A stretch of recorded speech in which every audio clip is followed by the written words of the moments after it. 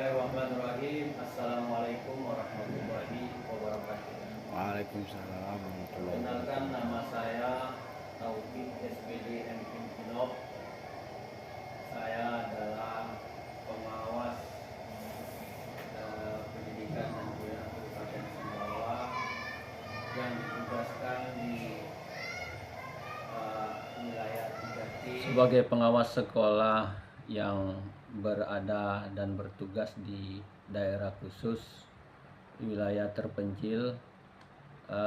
Tentu kami memahami sebuah kondisi di mana wilayah binaan kami khususnya di wilayah Batu Lanti dan Orong Telu, wilayah ini curah hujannya cukup tinggi sepanjang tahun, banyak sungai yang kita lewati, begitu juga jalan yang licin karena pada setiap saat kita naik turun tanjakan, dan begitu juga antara sekolah dengan sekolah jaraknya cukup jauh, akses internet belum begitu merata.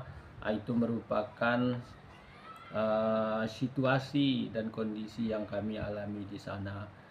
Kemudian dengan situasi demikian tentu ada sebuah tantangan yang harus kami hadapi, yaitu keterbatasan akses dalam mobilisasi umpamanya ke sekolah-sekolah binaan terutama saat musim hujan. Kemudian tentu rendahnya kapasitas guru dalam menerapkan pendekatan pembelajaran yang inovatif, minimnya budaya refleksi pembelajaran di sekolah karena budaya refleksi belum tumbuh begitu kuat di kalangan kepala sekolah dan guru. Kemudian tentu keterbatasan internet tersebut di sekolah sehingga sulit mengadakan pendampingan serta evaluasi yang bersifat daring. Kemudian keterbatasan antara koordinasi antara sekolah yang sekolah satu dengan sekolah yang lain. Nah, atas tantangan itu kami coba melakukan aksi.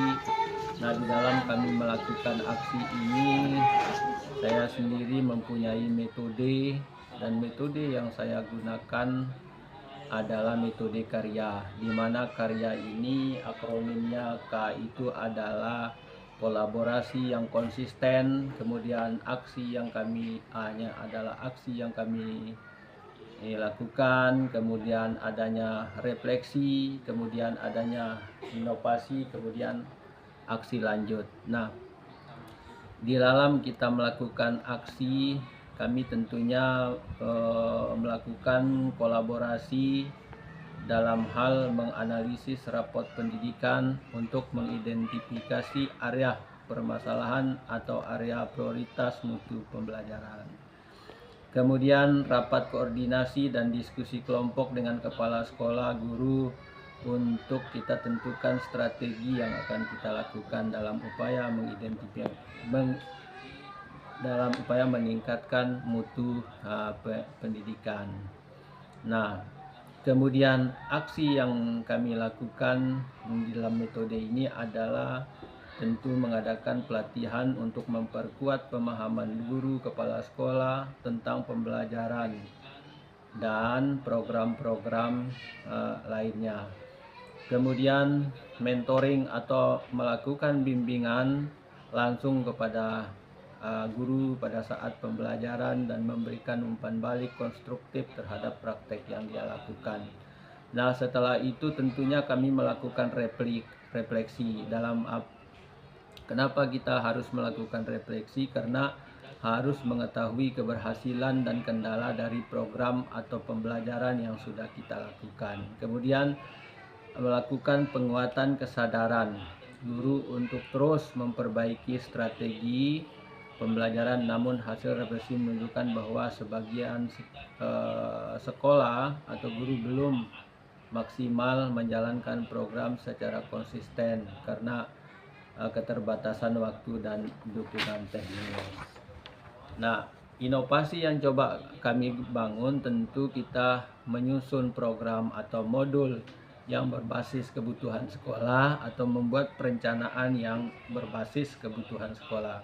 Kemudian mengadakan sistem rotasi kunjungan agar semua sekolah tetap mendapat pembinaan meskipun jadwalnya terbatas. Kemudian mendorong komunitas antar sekolah agar berbagi praktek baik ataupun pengalaman belajar, menggunakan media komunikasi sederhana seperti WhatsApp untuk koordinasi terhadap sekolah-sekolah yang sudah ada wifi-nya. Kemudian aksi lanjut, tentu kita akan melakukan evaluasi berkelanjutan, kemudian pendampingan rutin berbasis hasil refleksi dan data capaian guru. Kemudian memperbaiki memberikan penghargaan sederhana bagi guru yang konsisten dalam berinovasi. Nah, kemudian tentu dari metode itu yang kami harapkan nanti adalah perubahan positif yang terlihat di sekolah sehingga terbudaya, kemudian kepala sekolah semakin memahami pentingnya memahami rapot pendidikan sebagai dasar perencanaan program sekolah. Kemudian komunitas antar guru semakin aktif, dan begitu juga K3S juga semakin aktif. Nah, dengan kendalanya transformasi dan jaringan internet tapi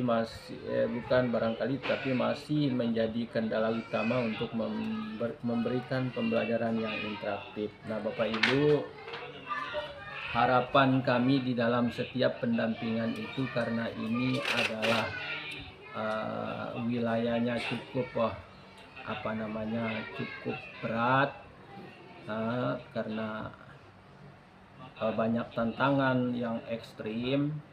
Walaupun demikian, kami sebagai pengawas sekolah di lapangan tentu secara konsisten dan begitu juga secara kontinu kolaborasi dalam melakukan aksi-aksi sehingga mutu dan kualitas pembelajaran di satuan pendidikan khususnya wilayah binaan kami itu dapat tercapai dengan baik. Maka dari itu kepada Bapak Ibu guru, siapa tahu di dalam implementasinya atau sejauh mana implementasi pembelajaran mendalam ini sudah dilaksanakan, itulah yang ingin kami dapatkan gambaran dari Bapak Ibu semua. Barangkali seperti itu untuk pertemuan kita pada kesempatan ini. Kepada kita semua, ya, saya mohon untuk menggambarkan tentang konteks pembelajaran mendalam ini sudah diterapkan di kelas kita masing-masing. Assalamualaikum warahmatullahi wabarakatuh. Mungkin ada beberapa hal yang perlu saya keluhkan tentang pembelajaran mendalam setelah diterapkan di kelas. Yang pertama di pelajaran matematika, kendalanya itu ada beberapa. Yang pertama sekali adalah tentang kurangnya pemahaman konsep dasarnya. Jadi itu adalah tantangan siswa memahami konsep dasar matematika sehingga mempersulit mereka untuk memahami materi yang lebih lanjut. Pikirkan saya pekan di kelas 5 pengawas mungkin Ya, memang medianya mungkin kurang untuk Ya. tidak pakai seperti digital mungkin Ya. kekurangannya. ya, Kalau masalah ya abstrak seperti matematika itu nih, anak-anak itu kira-kira kalau kita pakai digital itu mungkin ada gairah mungkin. Kira di kami ini belum lazim atau belum begitu, misalnya kita pakai digital itu mungkin anak-anak itu kurang, terutama di matematika. Memang sesuai dengan kurikulum yang kemarin cocok. Kalau anak-anak itu cenderung kita pakai yang IT itu sangat mudah memahami ketimbang misalnya kita bicara terus itu Mas. ya. Kepada kita semua untuk bisa melakukan nantinya menyampaikan gambaran tentang pelaksanaan kegiatan pembelajaran di masing-masing kelas kita. Itu dia. Nah, untuk untuk itu saya persilakan kepada kita semua. Saya mendapat pelatihan terutama sekali dalam pembelajaran mendalam ini, Pak. Jadi saya di kelas 6, Pak, sangat bangga sekali setelah beberapa kali kami mendapat pelatihan. Demikian sedikit pengalaman yang bisa kami bagikan di dalam melakukan pendampingan dan bimbingan terhadap Bapak Ibu Kepala Sekolah, Bapak Ibu yang berada di daerah khusus. Semoga menjadi bermanfaat dan tentu kami sampaikan adalah yang kami lakukan mata-mata untuk masyarakat, terutama dalam hal meningkatkan mutu pendidikan di setiap satuan pendidikan. Assalamualaikum warahmatullahi wabarakatuh.